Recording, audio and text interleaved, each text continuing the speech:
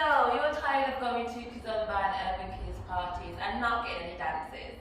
Well, in today's video, I'm going to be explaining why that might be the case and how you can fix it. So you can ultimately enjoy more of your night and spend more of your night dancing.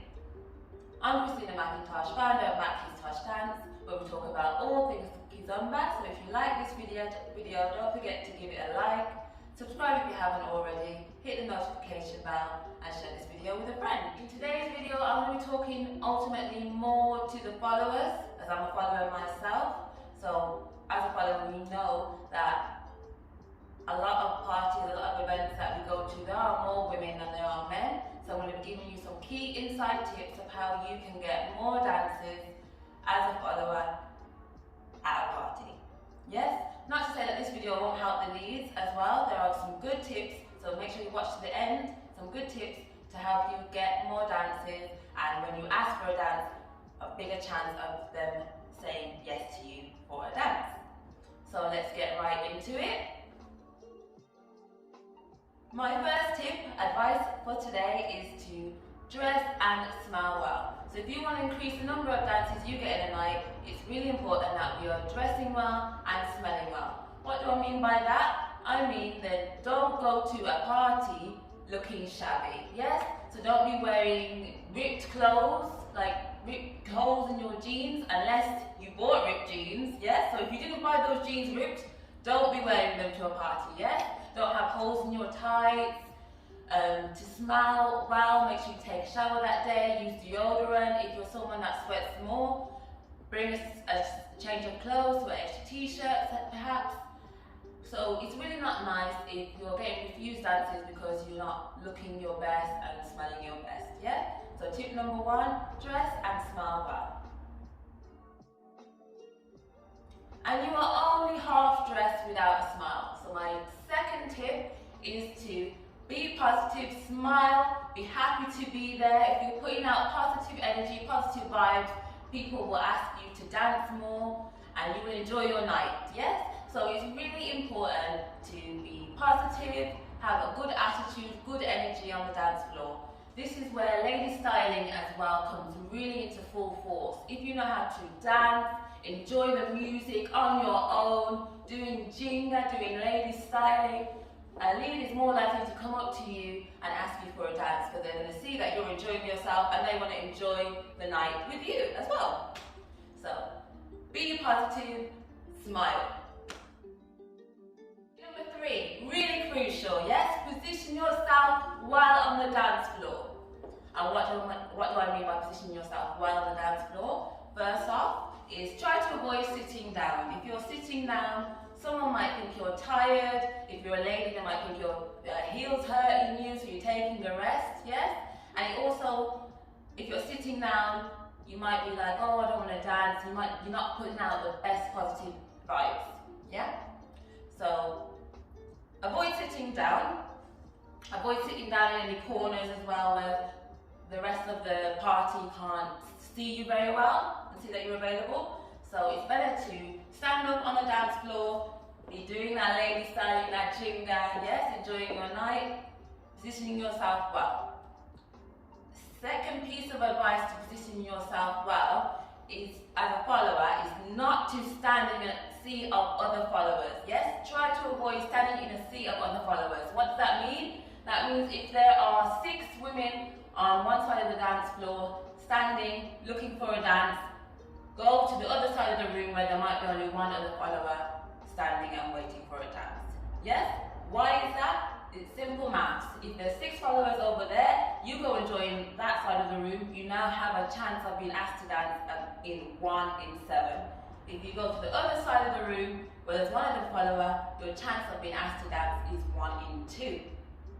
Yeah, so you're reducing your competition, say, as being asked to dance. And I don't care if the best leads are standing on that side of the room where there's a queue of ladies looking for a dance, go to the other side of the room. It's better to be dancing, enjoying your night than standing in like a queue or having a lot of competition for dances. Yes, we want to keep moving, enjoying our night. Tip number 3, position yourself while on the dance floor.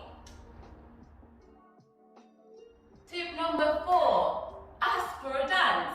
I know in Kizomba in Africa dancing culture, it is less common practice for women to ask lead men for a dance. In the Western side of the world, that has become common practice. Other followers are doing it. You need to ask for a dance. Just ask for a dance. I mean ask for a dance in a smart way. So first of all, we need to be polite, smiling, good energy when we're asking for a dance. Also, I would avoid asking leads for a dance that are sitting down, maybe taking a rest, or maybe they've just come off the dance floor and you can see they're sweating tired, they want to have a recovery. So I would less likely ask a lead at that point. If you can see that they might rest in any circumstance, I wouldn't ask them for a dance. They're less likely to say yes to you, or if they do say yes, you'll feel like, oh, they feel obliged to say yes to you, and you don't want to feel like that. The way of asking smartly is if you see a couple to a lead, I've come to the party night with a romantic partner and they've just been dancing with their romantic partner for the night, I wouldn't necessarily ask them for a dance because they tend to be enjoying their night just with their partner and you don't want to cause any problems between them and their partner either. So I would avoid asking someone who you've observed during the night that they're only dancing with their romantic partner. Another thing you can do to ask for a dance in a smart way is to ask another dancer who's a similar level to you. So if you've been at the party for a little while now and you've observed the dancers on the dance floor, ask someone at a similar level to you. They're more likely to say yes to you, especially if they've seen you in the night as well and seen how you've been dancing. They're more likely to say yes to you. Not to say that you can't ask a more advanced dancer to dance. I would encourage that as well, so that you can advance your level of dancing, and not to say you wouldn't ask a beginner to dance if you're more advanced, because we want to improve the dance scene. We want the beginners to be getting good dancers as well, improving their scene, and you want to give back to the beginners because you were once a beginner yourself. And it also helps you able to adapt to all levels of dancers, beginners, advanced, and at a similar level to you. So there's a balance to be had to be asking dancers at a similar level, higher and a lower level to yourself. But ultimately, if you kind of want to increase your chance of dancing for that night, I would say ask similar level dancers to yourself. So tip number 4 was to ask for dances in a smart way.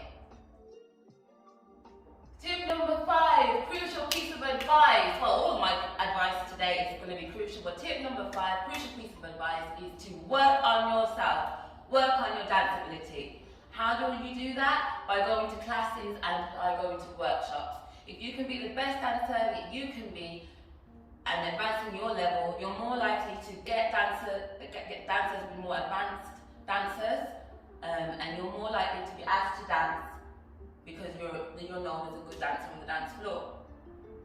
And you're going to feel more comfortable in yourself as well to ask more advanced dancers if you know you've worked on your dance and that you're a good dancer as well.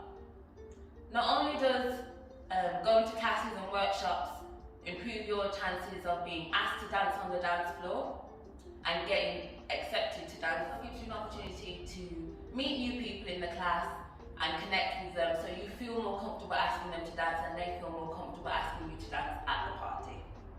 Yeah, so tip number 5, work on yourself. My last piece of advice, or tip number 6, especially for the followers, is to learn how to lead. Yes, learning how to lead means if your favourite song comes on and you can't find anyone to dance with, you can enjoy that song by leading someone else in the dance.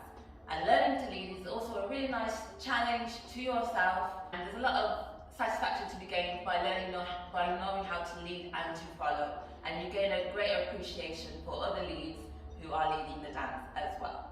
Yeah, so tip number 6, learn how to lead. So I know what you're thinking. What was all those advice again? I can't remember, so I'm going to recap them for you. Tip number 1, dress and smile well. Tip number 2, you're only half dressed without a smile, so smile, be positive. Tip number 3, position yourself well on the dance floor. Yes, avoid sitting down, be somewhere where people can see you, look like you're enjoying the dance, don't stand and see your followers. Tip number 4, ask for dances in a smart way. Number 5, work on yourself, work on your dance ability. And lastly, tip number 6, learn how to lead. So those are my 6 pieces of crucial advice in getting more dances, getting more yeses on when you ask for a dance on the dance floor so that you can enjoy more of your night dancing. Yes? Let me know how you get on with those pieces of advice in the comments and what you think might be the most crucial piece of advice that you haven't been doing so far in the comments. Don't forget to like, subscribe if you haven't already, and share this video with a friend. I've been Christina McKiztosh from McKiztosh Dance. You can find all my contact information in the description box below. Thank you and see you soon.